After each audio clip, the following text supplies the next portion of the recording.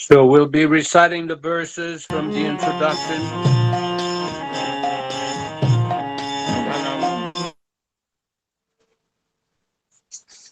We'll be reciting the verses from the introduction on page number 1. Om Ajnana Timirandhasya Jnananjana Shalakaya Chakshurunmilitam Yena Tasmai Shri Gurave Namaha Shri Chaitanya Manobhishtam Stapitam Yena Bhutale Swayam Rupa Kada Mahyam Dadati Svapadantikam Vandeham Shri Guru Shri Yuta Padakamalam Shri Gurun Vaishnavamscha Shri Rupam Sagrajatam Sahaguna Raghunatan Anvitam Tam Sajivam Sadvaitam Savadhutam Parijana Sahitam Krishna Chaitanya Devam Shri Radha Krishna Padan Sahaguna Lalita Shri Vishakanvitam Scha E Krishna Karuna Sindhu Dinabandhu Jagatpati Gopesha Gopika Kanta Radha Kanta Namostute Tapta Kanchana Gourangi Radhe Vrindavaneshwari Vrishabhanu Sute Devi Pranamami Haripriye Vanchakalpa Tarubhyascha Kripa Sindubhya Evacha Patitanam Pavanebhyo Vaishnavebhyo Namo Namah Sri Krishna Chaitanya Prabhu Nityananda Shri Advaita Gadadhara Shri Vasadi Gaura Bhakta Vrinda Hare Krishna Krishna Krishna Hare Hare Hare Rama Rama Rama Hare Hare. So we are reading from Bhagavad-gītā As It Is, the 1972 authorized, non-adulterated edition. All purports, translations, word for word, and commentaries by His Divine Grace A.C. Bhaktivedanta Swami Prabhupāda, Founder-Ācārya of the International Society for Krishna Consciousness, also known as the Krishna Consciousness Movement. Today we are reading from chapter 6, text 41 on page 352 in the original text. Prapya punyakritam lokan ushitva shashvatihi samaha shuchinam srimatam gehe yoga bhrashtu bhijayate.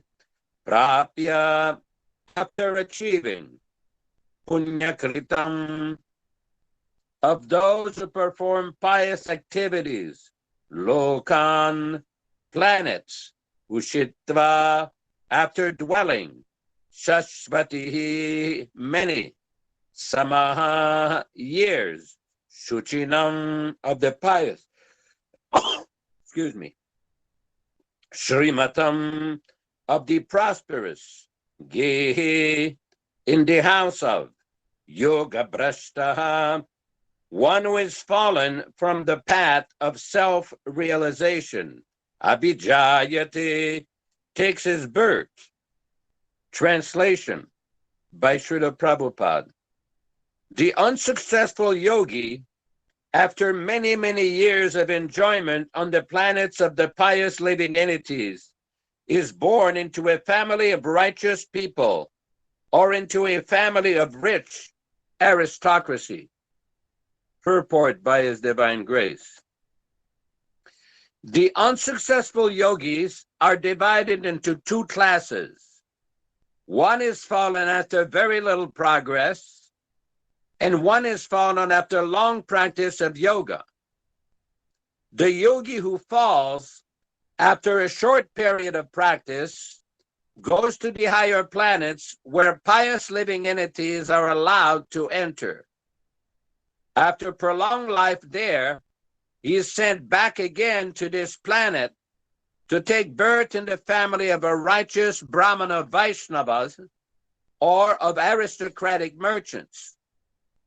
The real purpose of yoga practice is to achieve the highest perfection of Krishna consciousness.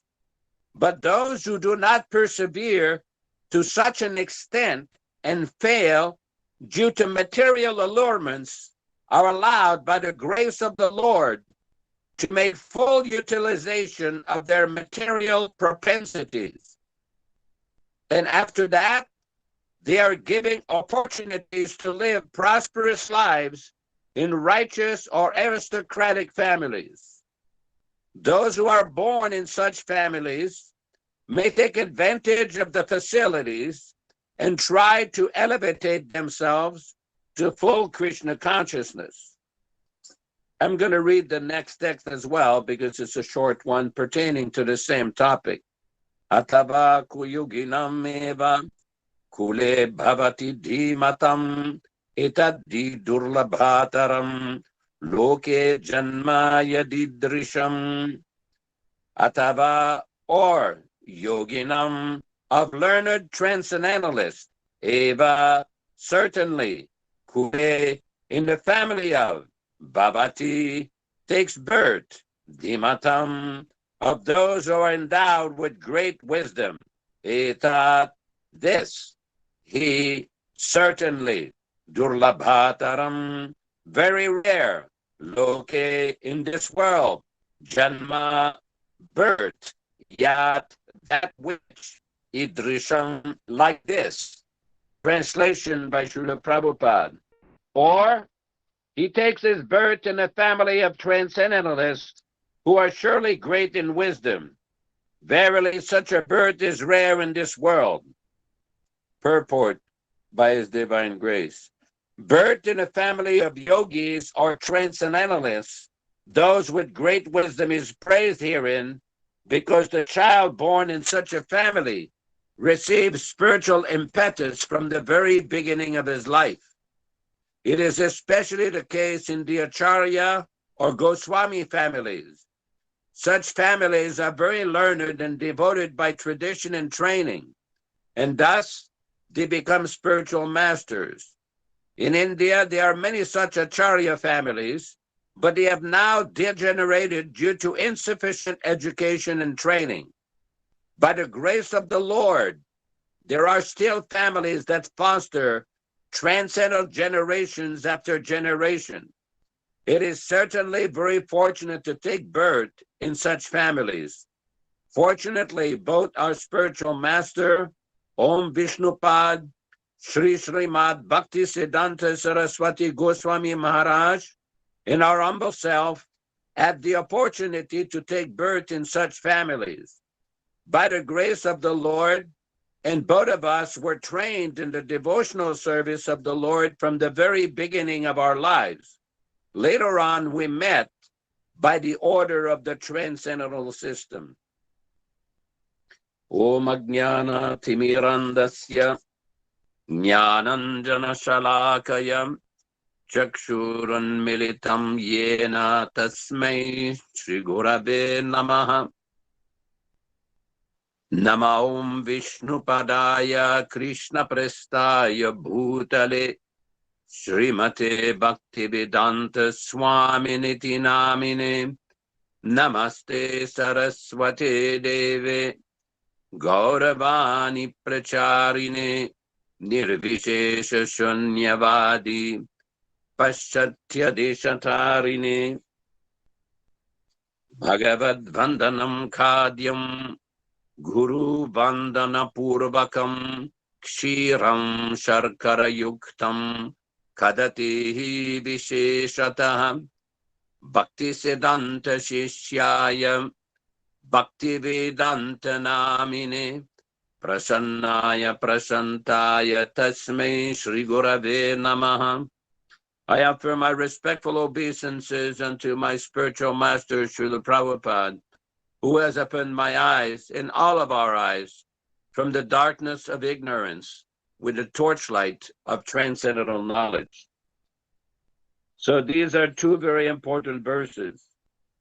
Because many times people will inquire, well, devotees will practice for some time, and we've all seen some of them do not complete, or some of them fall away. And the question comes, well, what will happen with these people? What will be the result of their incomplete attempt? So Krishna is explaining here that the unsuccessful yogi, after many, many years of enjoyment on the planets of the pious living entities, is born in a family of righteous people or into a family of rich aristocracy. The next text, it says, or he takes his birth in a family of transcendentalists who are surely great in wisdom. Verily, such a birth is rare in this world.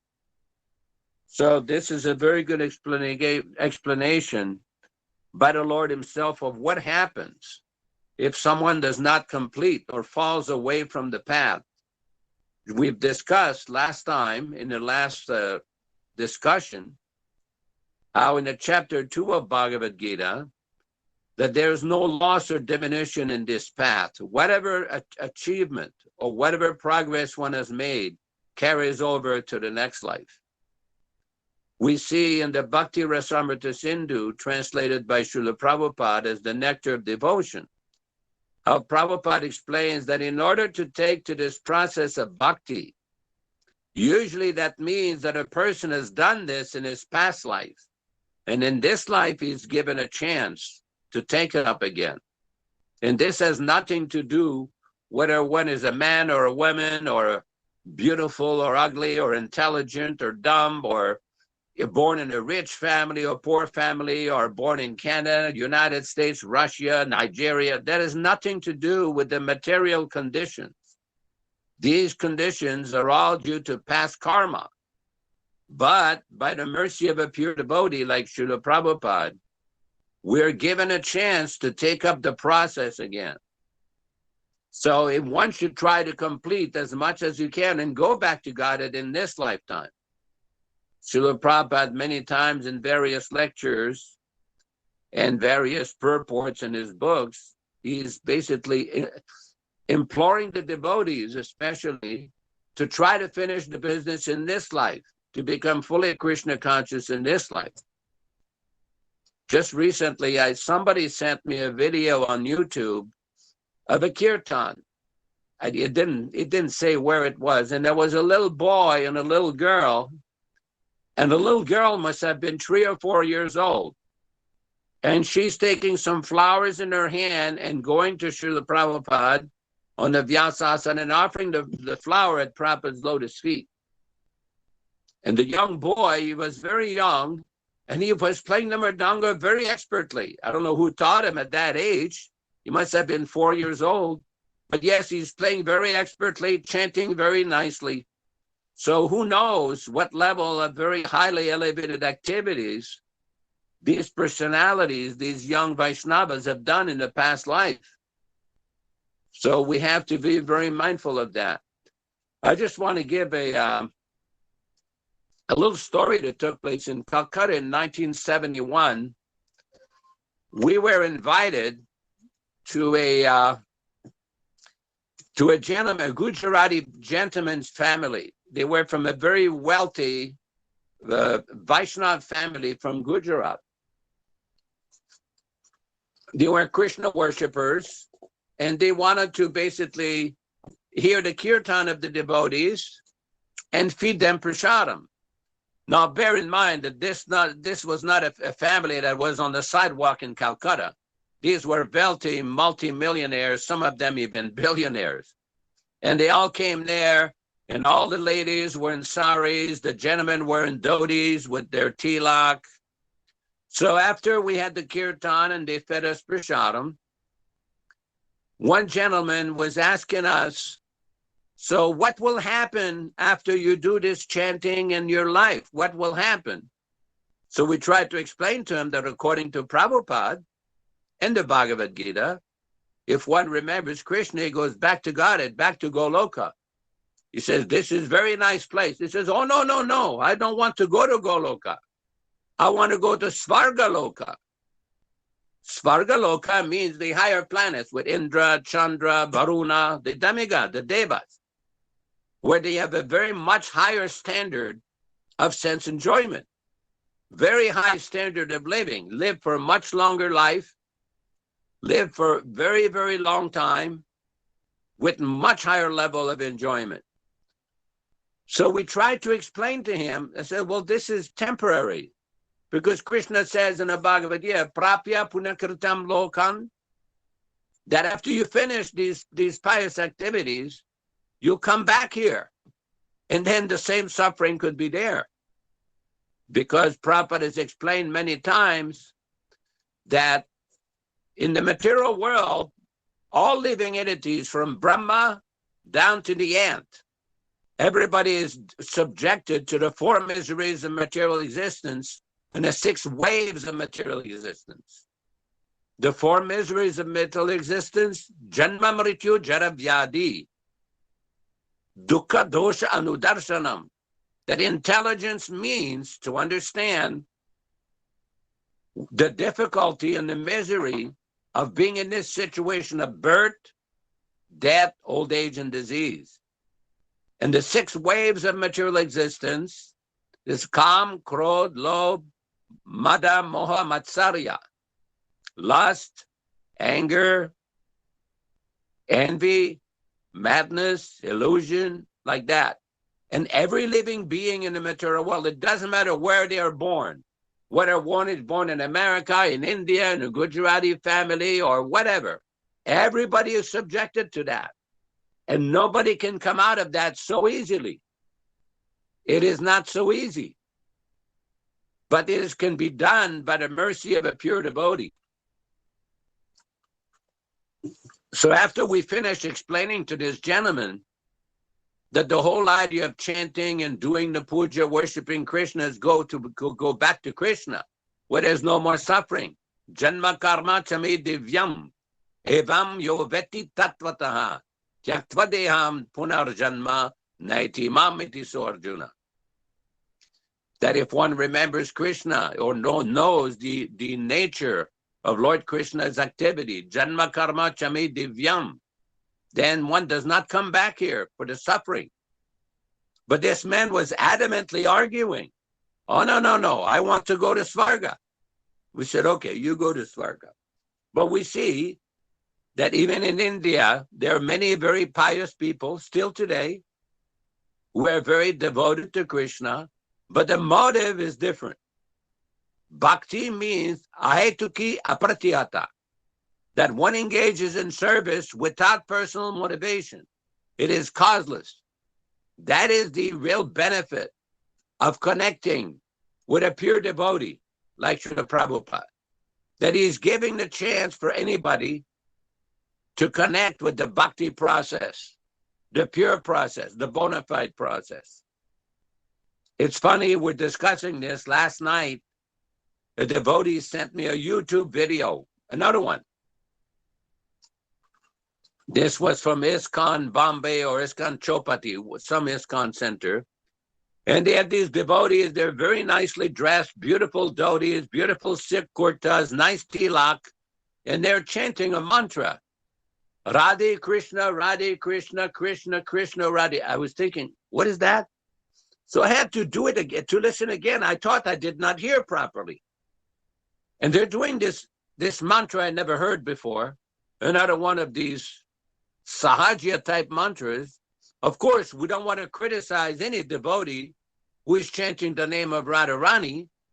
We don't want to criticize any devotee who is chanting Hare Krishna. But there's a certain way to do this. It is not that one can manufacture or invent his own way of worship. We have discussed before that in the Kali Santana Upanishad, these 16 names, iti shodashakam nam nam, these 16 names of Hare Krishna, Krishna Krishna, Hare Hare, Hare Rama, Hare Rama, Rama Rama, Hare Hare. These 16 names can clear out Kali Kalmasha Nasanam. Nasana means to finish, to destroy, to eliminate. Kali Kalmasha means the contamination of the age of Kali. So this is the real mercy of the pure devotee that is giving this process in a very simple way. But unfortunately, some people, I don't know where to get these mantras or these ideas. Just like last week, we were discussing another mantra that somebody came across, Jai Radhe, Jai Radhe, Bolo, Krishna, Radhe, Sri Krishna something. Well, it's always auspicious to chant the name of Krishna, but it should be done according to the instruction and the prescription of the pure devotee, the self-realized soul. Otherwise, there may be an adverse effect. One will become a sahajiya. And this is unfortunate because we see that a lot of that is going on. At this point, I just wanted to make a little note here. There's two devotees that came on this call right when we came. There are two ladies named Prema Rupa Devidasi and Ishwari Devidasi. They're from Russia. Now, these ladies, I've seen them before. They've sent me some video and pictures. They go sometimes in the winter, while it's very cold in Russia, we know that they go and chant Hare Krishna for hours, and they distribute books and leaflets and preach. These are very exalted souls. I mean, everybody on this call is a very fortunate, exalted soul. But these devotees that are that devoted to Srila Prabhupada, that dedicated to the process, this is very fortunate. This is the result of many, many lifetimes of severe austerities, practice of devotional service, that they have that firm conviction that simply by chanting the Maha Mantra, they'll be benefited and everyone else will benefited. And we feel, I just want to say, we feel very fortunate to have such nice, dedicated devotees in our Sangha. And I know there's many devotees here that I've mentioned here before that have very exalted, amazing activities or amazing sense of service to Srila Prabhupada. Now the question may be brought up, well, they never met Prabhupada. They never physically met Prabhupada like some of us. But it doesn't matter if you physically met Prabhupada or not if you follow his instruction. So the instruction is there. The Vani is there. The Vapu may be gone. In 1970, Srila Prabhupada in August was in Los Angeles. And he wanted to go back to India. When he was at the airport, he gave a very nice little lecture before he got on the plane. And he said there are two things. One is Vani and one is Vapu. The Vapu, or the body, is temporary. But the Vani, the instruction, lives eternally. So we should always take shelter of the Vani. Then Srila Prabhupada, as he walked off, he had a very long gardenia garland, and one of the flowers fell on the floor. Fortunately, I was there, and I put my hand on the flower, and all of a sudden, another hand, very strong hand, went right over my hand and tried to pull my hand away. It was Korandar. He said, "Not so fast. You give me half that flower." So, of course, the mercy of Srila Prabhupada is always there for everybody, but the real mercy that he is given are these transcendental teachings, these books that live eternally. The transcendental instruction of His Divine Grace is always available. And the real benefit we see here, even if somebody does not complete, it says here, Srila Prabhupada, and after that, they are giving opportunities to live prosperous lives in righteous or aristocratic families. Those who are born in such families may take advantage of the facilities and try to elevate themselves to full Krishna consciousness. So this is a very important point. Not simply that one should think, oh, I'm a devotee and whatever happens and we'll see what happens and, then they go in some kind of maya. No, one should try to take full advantage in this life to be Krishna conscious. Very important point. Very important point. So let's open a discussion here. I'll cut my talking short. we can open the discussion for comments and remarks and questions. Yes, Vishwakarma Prabhu, go ahead. Prabhu, I want to thank you again for your wonderful explanation of Prabhupada's philosophy. And I wanted to refer to the purport, another point. I'll read it to you. It is certainly very fortunate to take birth in such families. So Prabhupada speaking about himself, which he very rarely does in any of the books that he has written. Fortunately, both our spiritual master, Om Vishnupad Sri Srimad Bhaktisiddhanta Saraswati Goswami Maharaj, and our humble self, had the opportunity to take such birth in such families by the grace of the Lord. And both of us were trained in the devotional service of the Lord from the very beginning of our lives. Later on, we met by the order of the transcendental system. So very profound revelation here in this purport, where Prabhupada is personally speaking about himself. And we should also understand that anyone who finds the shelter of a pure devotee of Krishna is very fortunate. And this cannot be minimized. I want to refer to the Bhagavad-gītā, chapter 7, text 3. Manasyanam sahasreshu kaschid yatati siddhaye yatatam api siddhanam kaschin mam veti tatvataha. Out of many thousands among men, one may endeavor for perfection, and those who have achieved perfection, hardly one knows me in truth.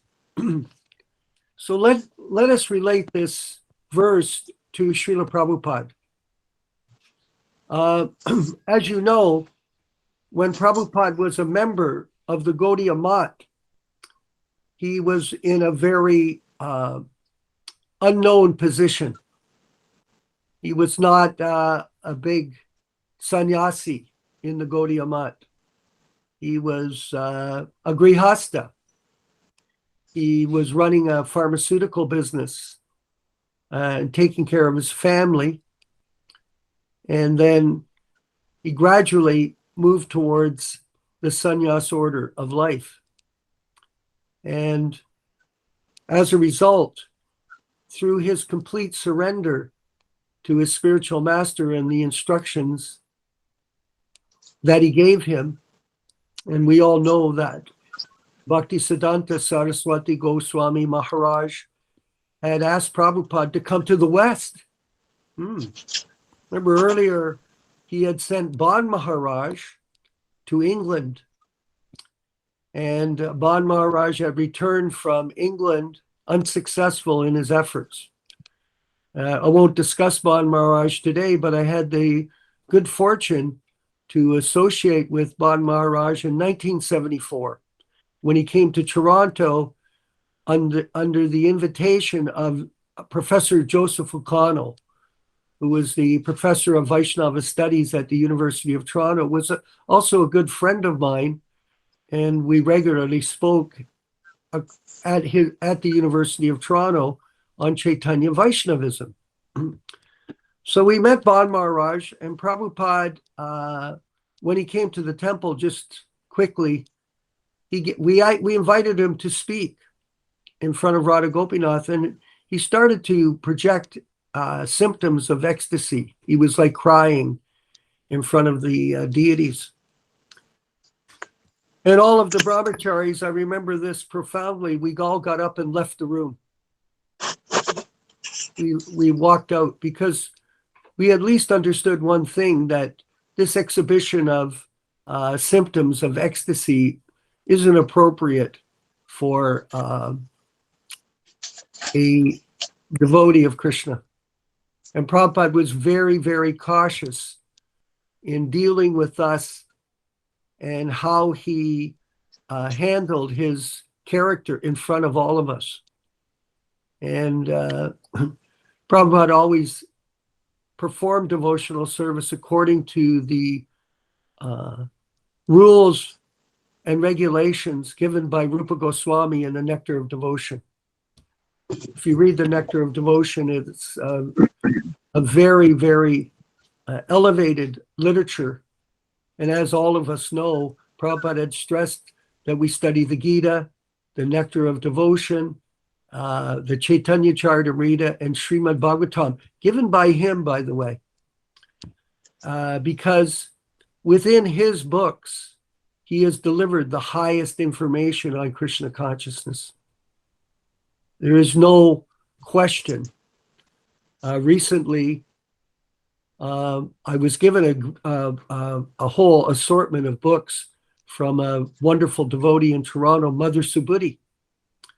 And she's approaching an older age, in her late 80s, and she's giving all of her stuff away because she realizes that whatever we have in this life is only valuable, especially when we get older, when we use it in Krishna service. If we hoard it, if we keep everything to ourselves, then at the time of death, it's squandered, wasted.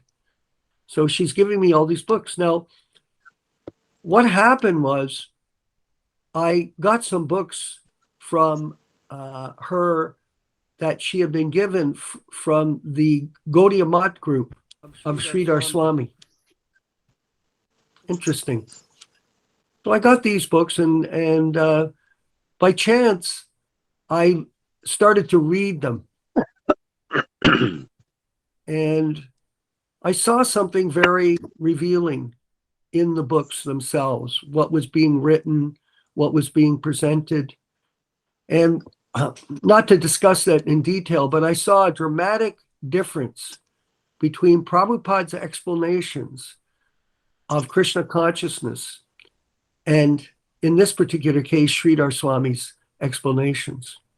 And honestly, if it was up to me, I would have never joined his movement, ever. But Prabhupada had a special position as related to here in this verse. Out of many thousands among men, one may endeavor for perfection. And of those who've achieved perfection, hardly one knows me in truth. And I want us to realize that we're very blessed, all of us, because we all recognize that we have developed a strong faith in one pure devotee. One pure devotee. There may be other pure devotees in India.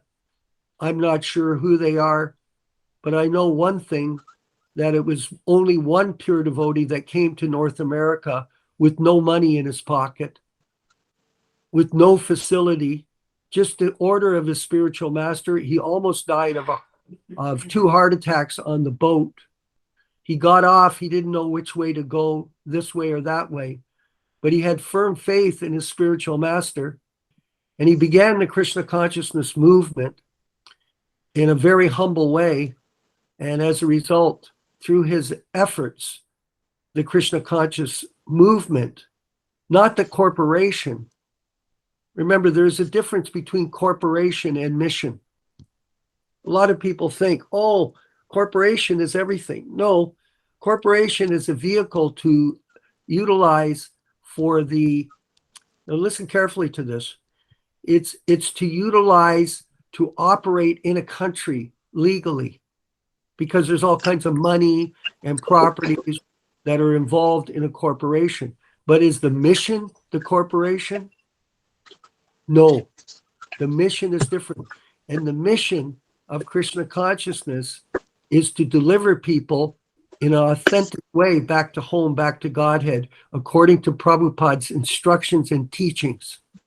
And that's what this, our group is about, is to follow the pure devotee, And we can all be excited for that. I know many of us were initiated in the early days, and some of us are initiated now, or being initiated, or taking up the process.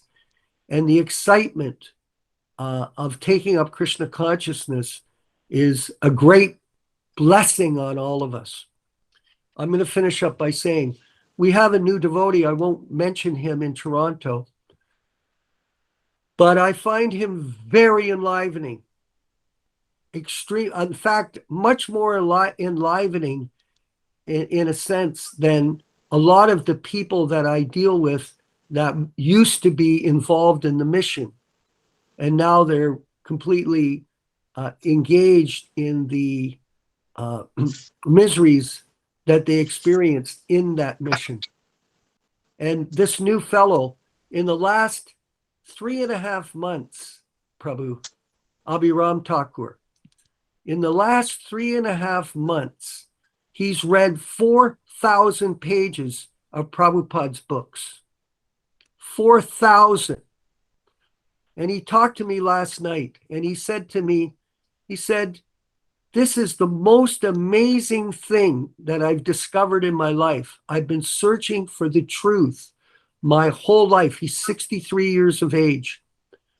And he said, this is one of the greatest achievements, is to get the association of a pure devotee of Krishna, Srila Prabhupada, and study his books. Prabhupada used to criticize the senior devotees. You're not reading my books. You're not chanting your rounds. You're not following the regulated principles. He knew what was going on. The real strength of our mission is the enthusiasm, utsaha. In this enthusiasm, and my friend was saying, you have to have this enthusiasm to take up Krishna consciousness and absorb yourself, especially at the older point in life, absorb yourself in the process of hearing from the pure devotee in his Vani incarnation. So this Krishna consciousness movement is a wonderful benediction for all of us. You know, and we should not minimize what we're doing here, not minimize who we are, what our devotion to Prabhupada is, what our devotion to our God brothers and God sisters is. We should celebrate that every day. And in this way, we'll get a proper understanding of how to go home back to Godhead. It is by the mercy. Yashat Prasadad Bhagavat Prasado. Yashat Prasadad Nadatika Topi. By the mercy of the spiritual master. And that pure devotee is singular. He really is. And that's A.C. Bhaktivedanta Swami Prabhupāda. He's the singular pure devotee on this planet, especially for us. And we should celebrate that as a group and continue to present this to other people without fear. All glories to Srila Prabhupada. Yaśodā-nandana Prabhu, would you like to comment on that, please? What I really would like to do is open a discussion. I appreciate your very good point. I mean, I like the term empowered Acharya. Now, there's a lot of people in different places that are, as Prabhupada says, acting as acharyas or functioning as acharyas. But the empowered Acharya who fulfilled the mission of Chaitanya Mahaprabhu and brought Krishna consciousness all over the world is Srila Prabhupada. And unless somebody is willing to recognize that and admit that and give Prabhupada his proper dues, he's not properly situated. Because during Prabhupada's manifested presence, many of his godbrothers used to call him Swami Maharaj. And many of us were very upset with that because we used to call him Prabhupada.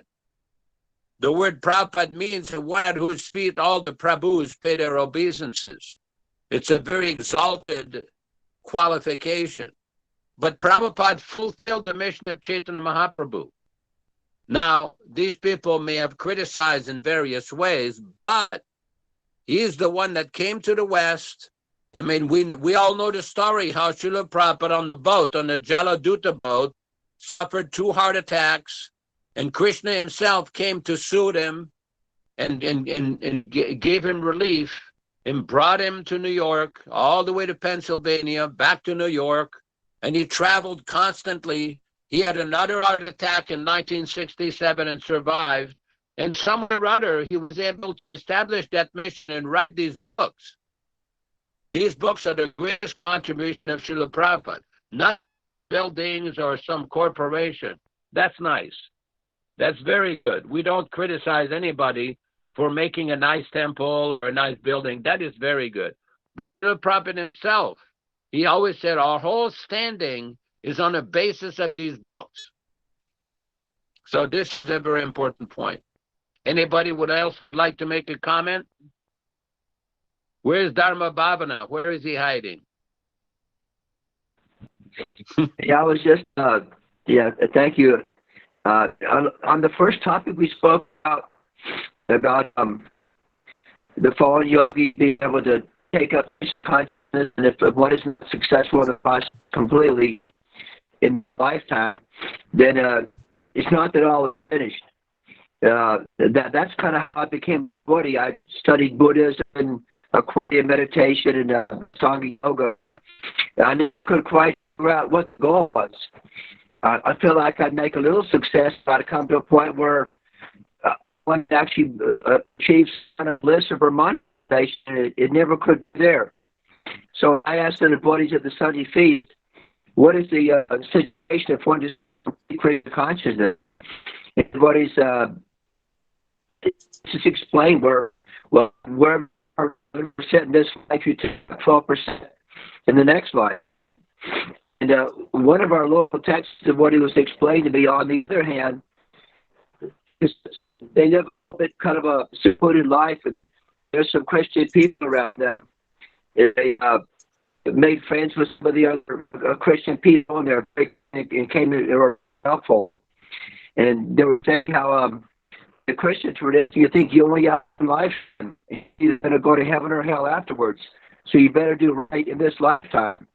So some of the Christian people are very much willing to even help the devotees right now because they think it's the last chance. So I've kind of explained different points of view. But Krishna is so kind to us that he's not a mean God, that if we're not able to finish in this lifetime, he's given us all kind of a great future to finish up. Thank you. Hare Krishna. Any other comments or questions? Abhiram, please. He's requested. His hand is up. Thakur. Yes, Hare Krishna. My obeisances to all assembled devotees. I think this interesting story of Vishwakarma about this fellow who read 4,000 books in such a short time, it's really interesting and reflecting that he was probably in his previous lives very, very nicely executing some devotional service, and that's why he's attracted.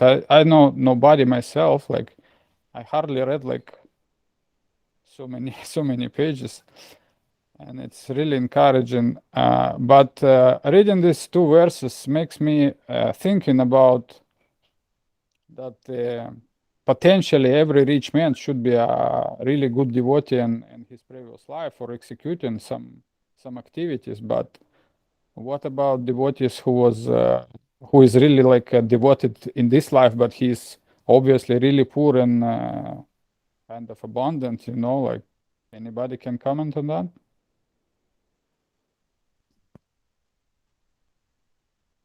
Yes, well, a lot of it. Go ahead. A lot of it also has to do, one may be born in a very good situation, a very good family, or very good circumstances, but still one has to use his individual destiny or his individual will to pursue Krishna consciousness. I mean, anybody who's been in India knows that there's a lot of people who are born in very fortunate circumstances. Some of them in Vaishnava families or Brahmin families or Acharya families. But it's up to them in this life. The birth in the family is a result of activities in a past life called Purva Karma, previous good activities. But in this life, they have to take advantage of it.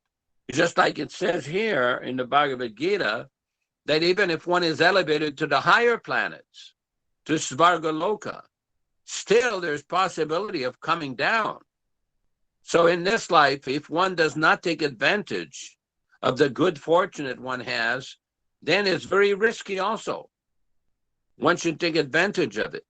Otherwise, it can create major problems in the future. Just like Prabhupada used to give the example, if one is born as the son of a rich man, he should take advantage of it. Or somebody inherits large amounts of property. In one conversation, Prabhupada says, one man uses the property nicely and he invests it. Another man squanders the property. He wastes the property, loses the property. So the good fortune we have in this life of coming in contact with the pure devotee, that is up to us to keep it up and make progress. It's just like I mentioned, these two ladies and other ladies there that I've been in touch with in Russia, they have an amazing sense of dedication, this amazing focus on Srila Prabhupada and Sankirtan movement. This is the result of a lot of very advanced activities in a past life. And we, like just this week, I got a nice email from a devotee, Krishna Kishore Prabhu in Mexico. And they're doing all kinds of preaching, trying to start a nice farm. They have some property, developing the property, going on Sankirtan, chanting in the streets, printing a little Back to Krishna magazine.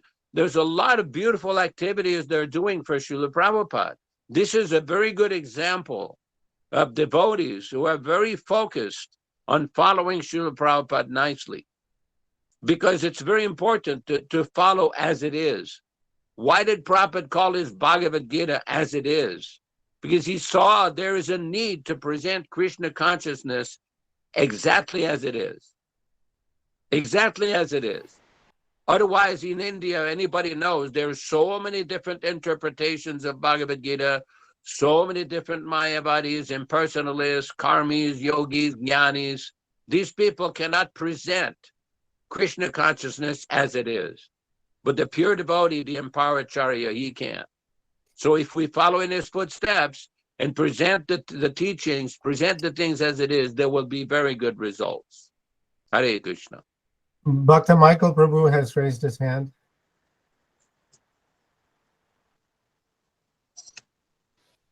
Thank you. Maybe this might help to answer a question too.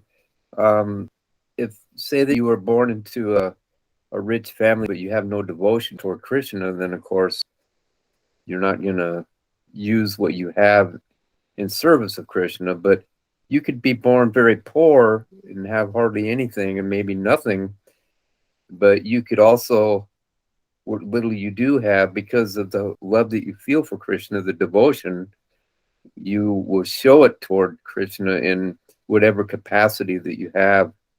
And if you have nothing, I mean, isn't that really what Krishna considers the most valuable thing, is your devotion and love toward him?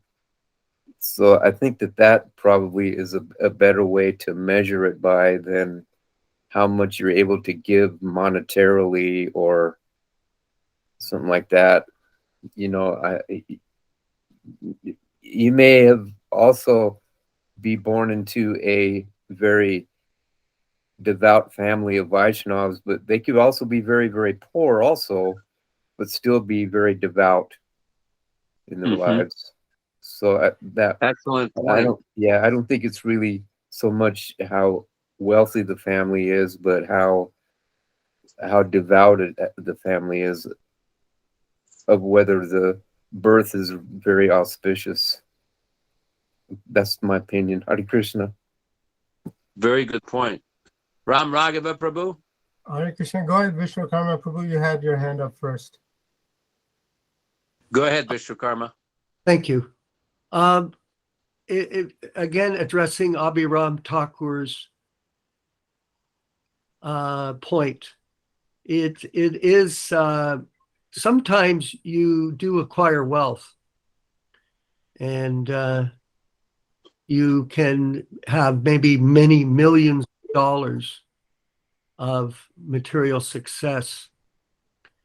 And then guess what happens, Abhiram Thakur? Krishna takes it away. And you're left without money. And so this type of situation, maybe many of us have experienced this in our group, where we had tens of millions of dollars, and then all of a sudden you're living, house poor. So this is an impetus. This can be an impetus for us to either commit suicide or to take shelter of Krishna and understand that this is a blessing, that when Krishna removes his wealth from you, it's actually he's trying to give you himself. And this is the most valuable thing. So this is something to consider. It's not about, and Dr. Michael made a good point, it's not about how much money you have. It's about how you understand your relationship with your spiritual master and with your with Krishna himself. Because we have two gurus. We have Chaitya Guru, Krishna within the heart. He's speaking to you and to me. And he's showing us a path back to Godhead. And Prabhupada is speaking externally as our Diksha Guru. He's teaching us. And then we're also learning from our God brothers and God sisters as Sishya Guru. There are different teachers that we can learn from. And in this way, stay steady on the path back to Godhead despite our financial losses. Haribol. Rakesh or Ram Raghava? Hare Krishna. Yes, I had another question. In the purport to text 41, Srila Prabhupada mentions that those devotees who fall, the yogi who falls, can be divided into two classes: those who practice, those who fall after short practice, and those who fall after long practice. And then he mentions that those who fall after short practice, they take birth in the higher planets. But what about those who fall after long practice? What happens to them? Yaśodā-nandana, please. Can you repeat that question again? Yes, in the purport, Srila Prabhupada mentions that those who fall after short practice take birth in higher planets. But then what about those who fall after long practice? Well, it all depends on the consciousness at the time of death. Like, let me give the example of Jayananda. Jayananda Prabhu was a pretty exalted devotee, and he did a tremendous amount of service for the mission. He was the first devotee who gave Srila Prabhupada a substantial amount of money to print this book, The Teachings of Lord Chaitanya. And Srila Prabhupada was basically very happy with him, very, very, very pleased with his service and his attitude. So in 1977, he had, some way or other, he got cancer, some kind of cancer. So he was in Los Angeles, and when he departed his body, he was hearing Srila Prabhupada chant Hare Krishna. And when Srila Prabhupada was in Vrindavan, I was in Prabhupada's room at that time, and Prabhupada was with his godbrother, O.B.L. Kapoor, who was a disciple of Bhaktisiddhanta, who used to come to be with Srila Prabhupada every single time Prabhupada was in Vrindavan. So they were both in the room discussing how Jayananda, when he departed, he was chanting Hare Krishna. And Prabhupada quoted that verse from Bhagavad-gītā, Janma Karma Chame Divyam, chapter 4, text number 9, that for one who understands my activities in truth, he goes back to Godhead. And Prabhupada said he's gone back to Godhead, and Prabhupada started to cry. It was a very emotional movement. And there's a letter Prabhupada wrote that to say that if you had any material desire, you would be elevated to the higher planets. So, I mean, there's general principles, but there's also something very important here. What is the level of consciousness at the time of death? That is very important. That is why in this life, just like it says, well, when people become initiated, they receive a new name and they make the commitment to Srila Prabhupada. And then there's always the instruction to avoid 10 offenses. Because if one is situated properly, chanting and following, and avoids the 10 offenses, there are descriptions in the Shastra, in Chaitanya Charitamrita, Chaitanya Bhagavata, Srimad Bhagavatam, that he will have achieved complete success. But it's very important to be aware of this and to be conscious, to avoid, to make a conscious effort every single day to avoid offenses, especially offenses against Vaishnavas, offenses against the spiritual master, Guru Rabhagnya. Otherwise, there can be all kinds of problems. Just like sometimes devotees ask me, well, why do you keep giving these examples of devotees who chant these weird mantras? Why? Because this is one of the offenses against devotional service, Guru Rabhagnya, to disobey the instruction of the spiritual master. So as far as the long-term, what will happen, ultimately everything is up to Krishna. If somebody remembers Krishna, they'll go back to Krishna. If somebody is not complete, they'll have to come back here, depending on the level or the intensity of their devotional service, how much devotional service they perform. This is a very important point, because we were reading last week we were reading that Prabhupada was quoting some verses from the Srimad Bhagavatam when he was explaining what happens 2 weeks ago, that what happens if somebody is not completely complete in his practice of devotional service. In Prabhupada's point in the Bhagavatam and also in the Bhagavad-gītā, there's no loss.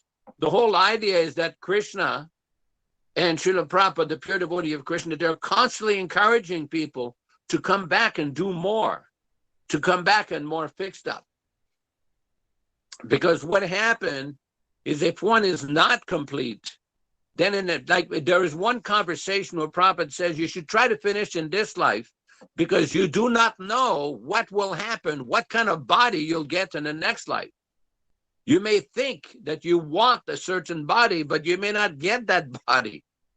So Prabhupada is urging us, try to complete in this life. Try to chant and finish in this life. This is a very important point, that any kind of beneficial devotional activities should be performed. That's why Prabhupada encourages us to be serious, trying to complete in this life.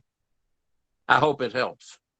Yes, thank you for that answer. So I think, just to make sure I understand correctly, so those who fall after short practice, they get a chance to go to the higher planets, and those who fall after long practice, it doesn't really matter where they go. They'll get benediction according to their level of advancement.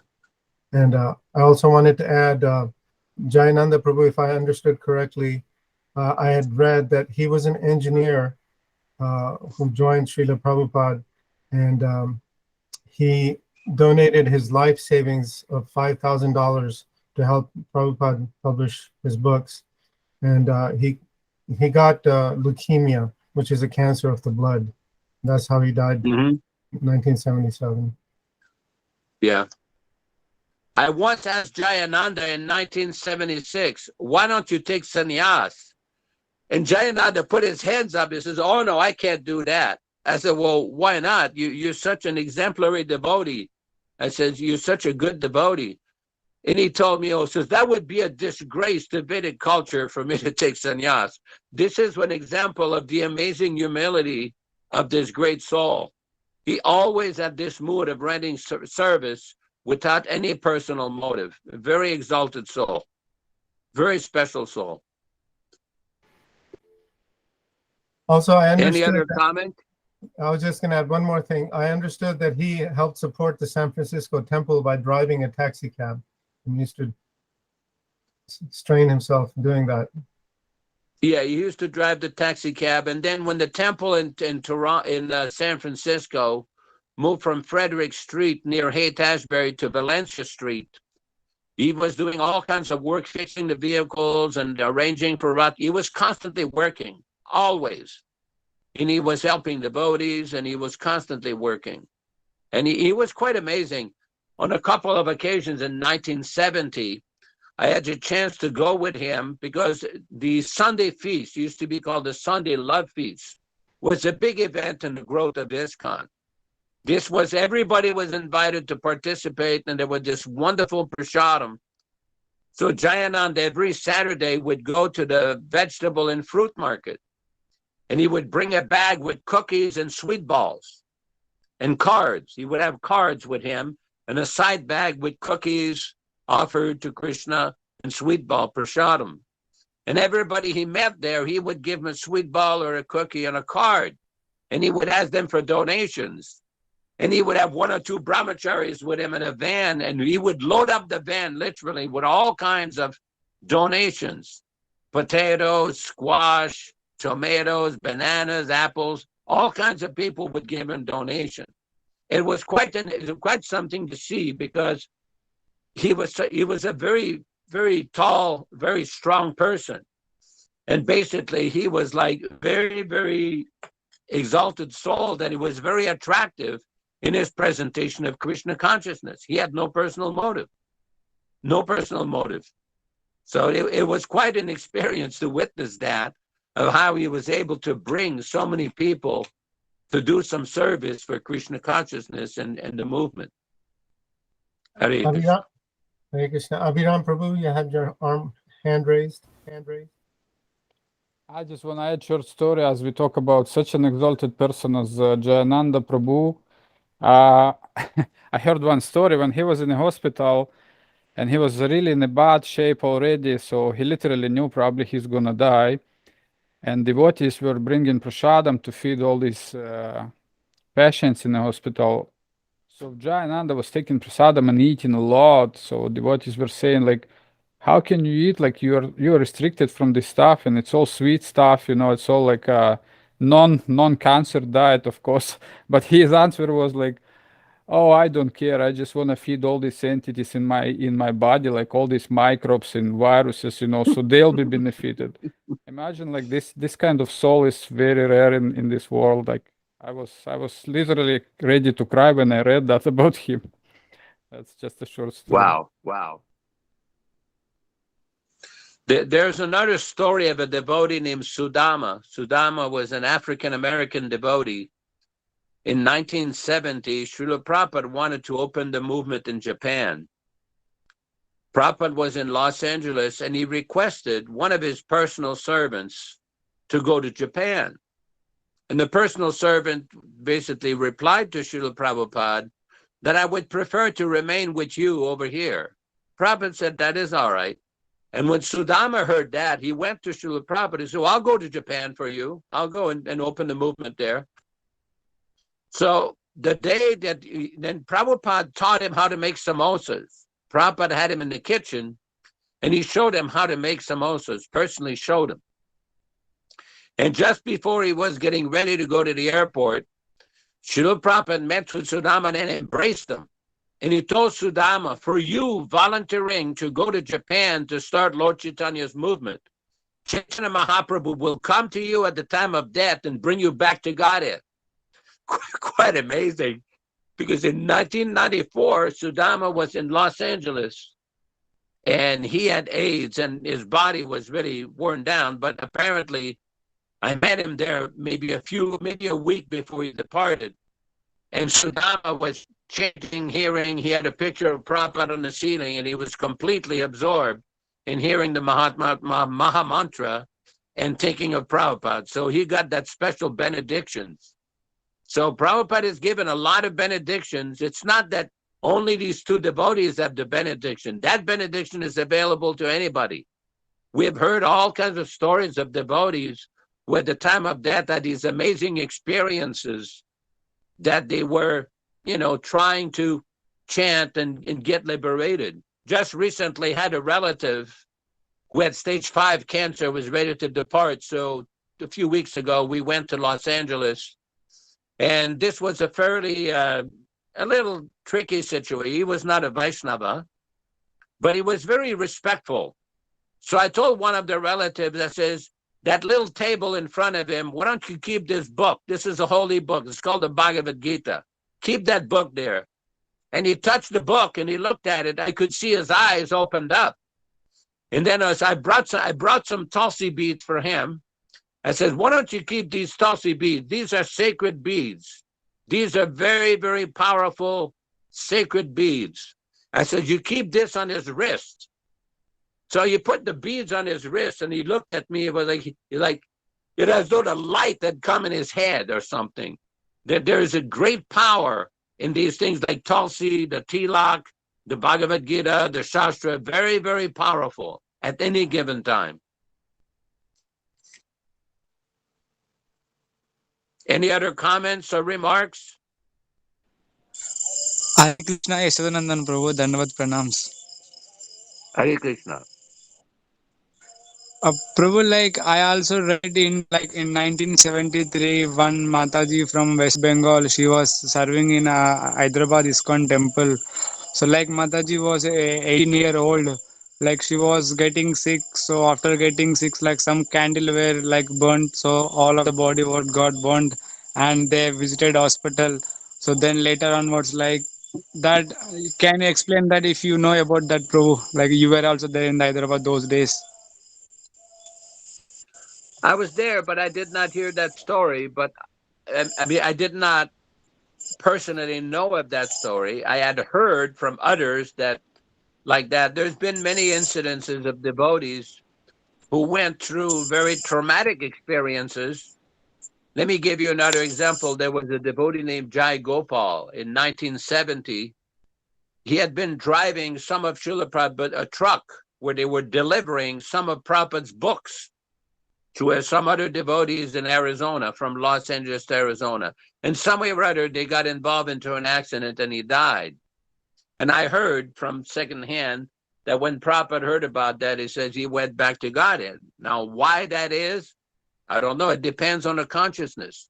That Mataji, I don't know exactly the details of that incident in Hyderabad, but, you know, I would think that because of all the good service that she did, she would definitely reach an auspicious destination.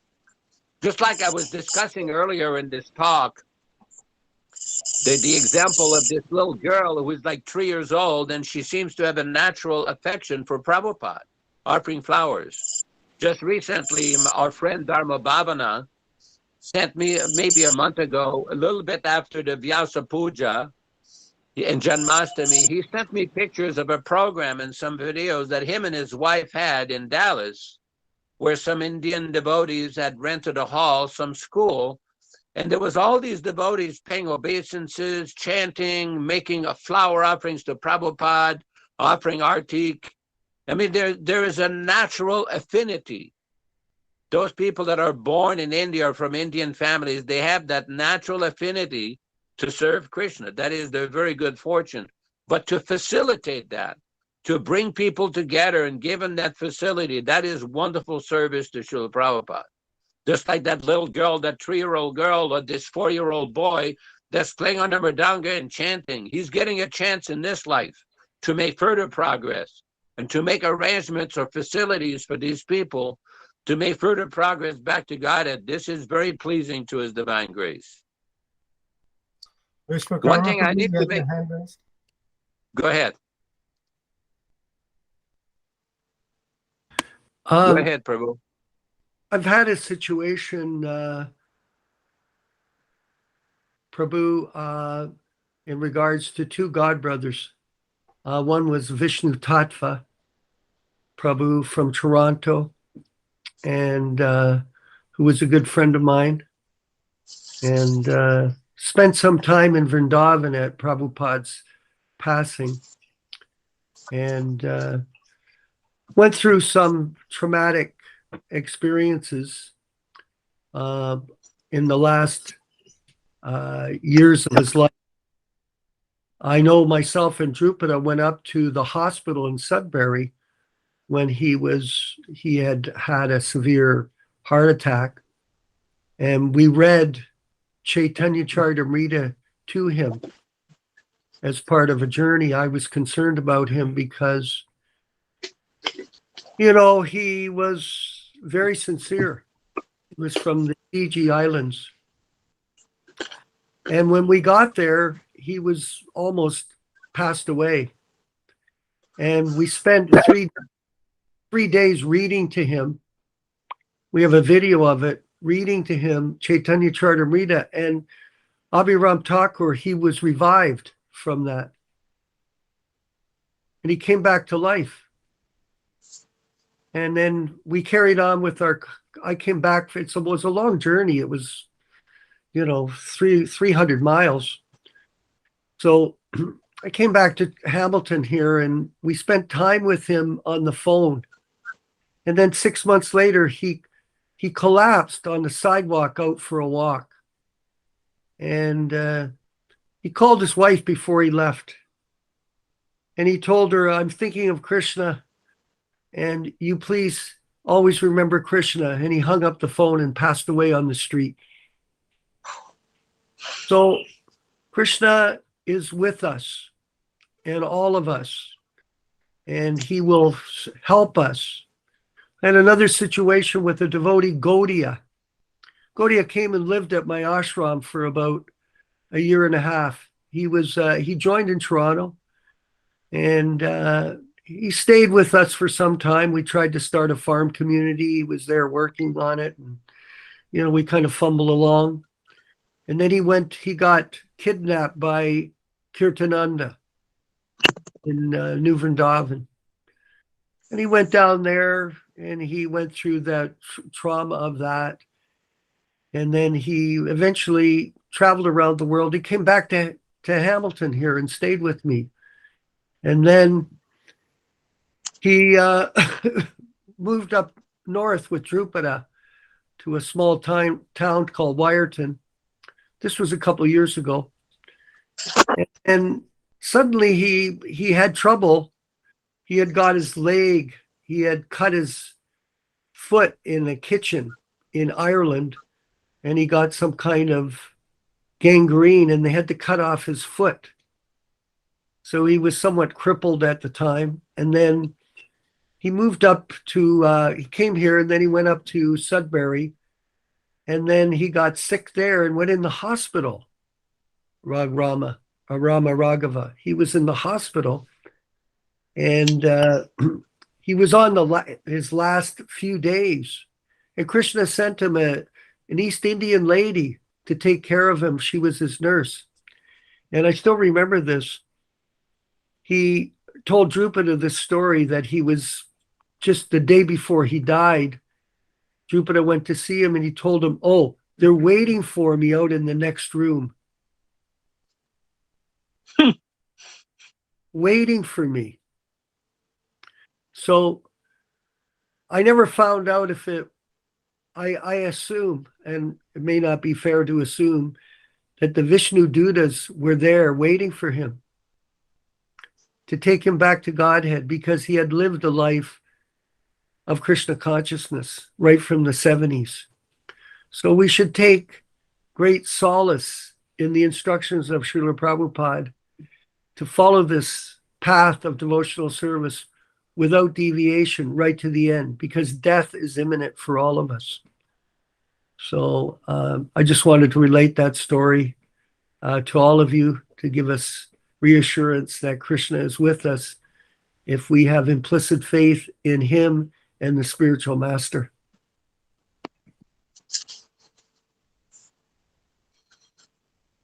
Any other comments or remarks or questions? I just wanted to remind everyone, we're going to finish up, I guess, soon, that tomorrow at 10 a.m. From Las Vegas time, it'll be 7 a.m. Pacific time, we are having Srimad Bhagavatam class. So we do invite you, if you have the time, to please join us. And also on Wednesday next week, again, Ram Raghava is hosting our Chaitanya Charitamrita class. I wanted to say last week's class, Yaśodā-nandana Prabhu, was extremely enlivening. And I hope that other people join us on Wednesday. That's at, what time is it at, Ram Raghava? It's at 5 p.m. Los Angeles time. Okay, so that would be 8 p.m. on the East Coast. East Coast for us. These are short classes, they're not long, but at the same time, I really feel that we're capturing the spirit of Krishna consciousness in these classes for all of us. And then we can share them with other people moving forward. Today, we're having a feast here at the house, at the ashram. We're going to have up to 25 people here, mostly new, not old devotees, new people. And I have to tell all of you, the most enlivening thing is to meet new people, fresh people that are not affected by a lot of the troubles that the mission has gone through. And they're just receptive to hearing about Krishna consciousness and the opportunity from Prabhupada and his books to go back home, back to Godhead in this lifetime. This is a very serious mission that we're on. Remember, we're not a corporation. We don't ask for donations. We're not micromanagers. We're not trying to tell people in their different areas what to do. Do whatever you want. That's your choice. But at the same time, the mission of Lord Chaitanya is to give people the opportunity to take up the Sankirtan movement. Today, we're having a big feast, by the way, Yaśodā-nandana Prabhu. And Abhimanyu, who's here with us, he made the sweet rice already to offer to Gaur Nitai.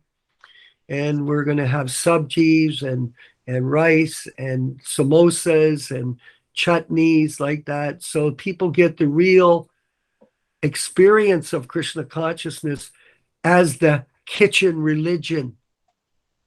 Kitchen religion.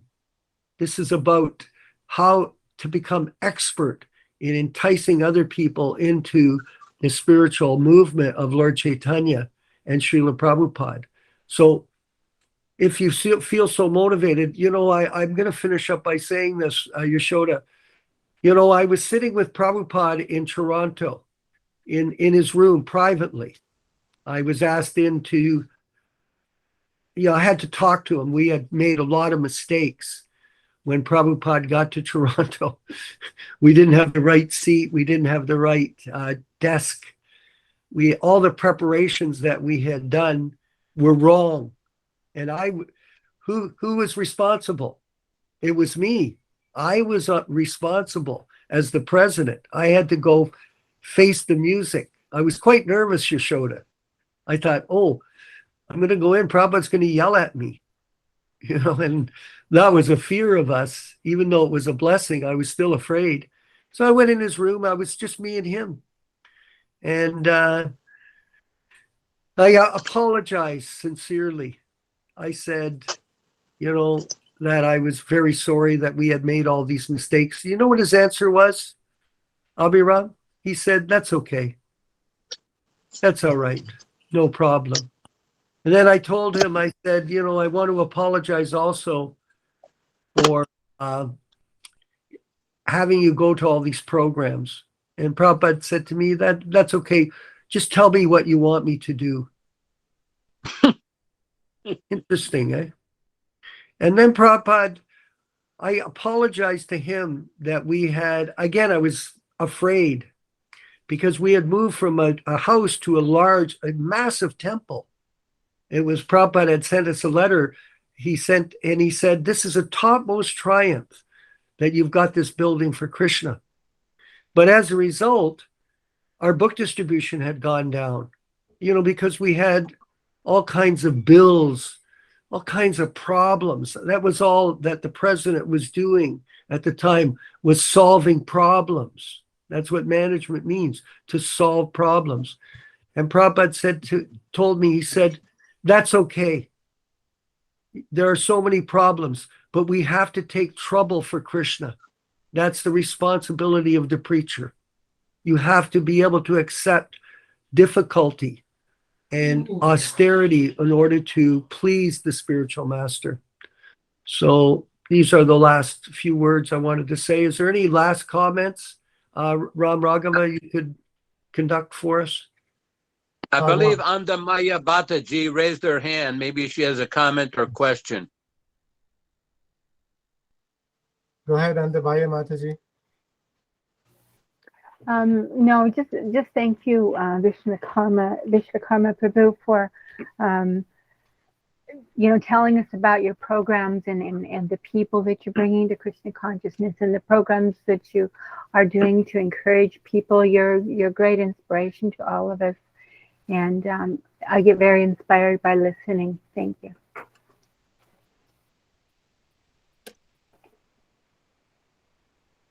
Wonderful picture of Mother Yasoda and Krishna behind you, Mataji, for the month of Damodar.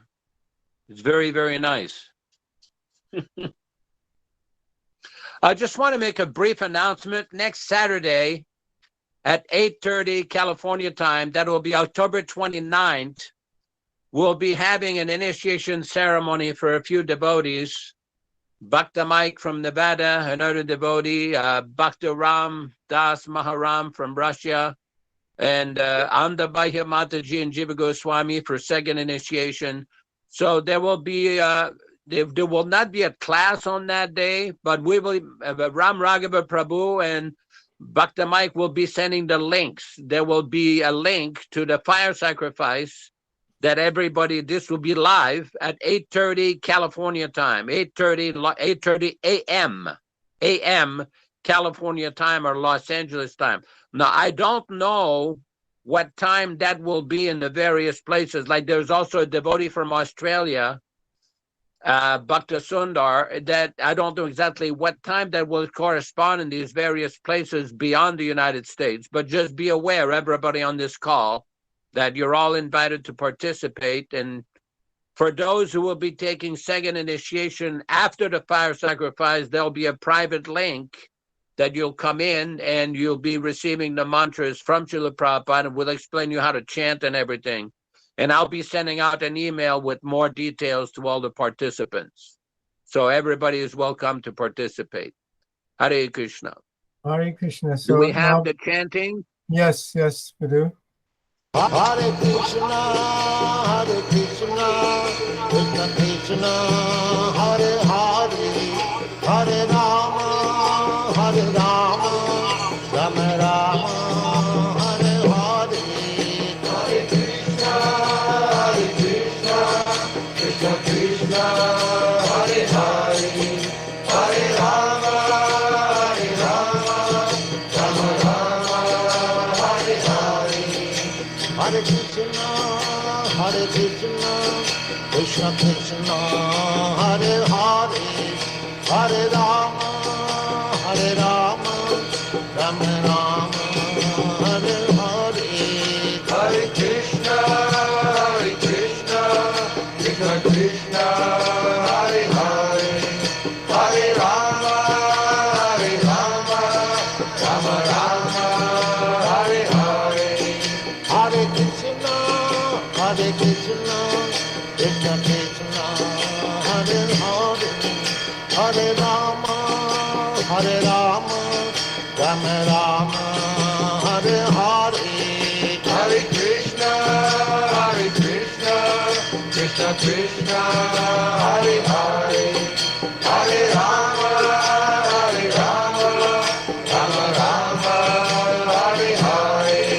Hare Krishna, Krishna Krishna, Hare Hare, Hare Rama, Rama Rama, Hare Hare. Hare Krishna, Krishna Krishna, Hare Hare, Hare Rama, Rama Rama, Hare Hare. Hare Krishna, Krishna Krishna, Hare Hare, Hare Rama, Rama Rama, Hare Hare. Hare Krishna. Hare Krishna. So it's 10:30 now, so we can end. Hare Krishna. Okay, Vancha Kalpa, Tarobhya, Kripa, Sindhubhya, Patitanam Pavanebhyo, Vaishnavebhyo Namo Namaha. Hare Krishna, Hare Krishna. Hare Krishna, Hare Krishna. Hari Bol.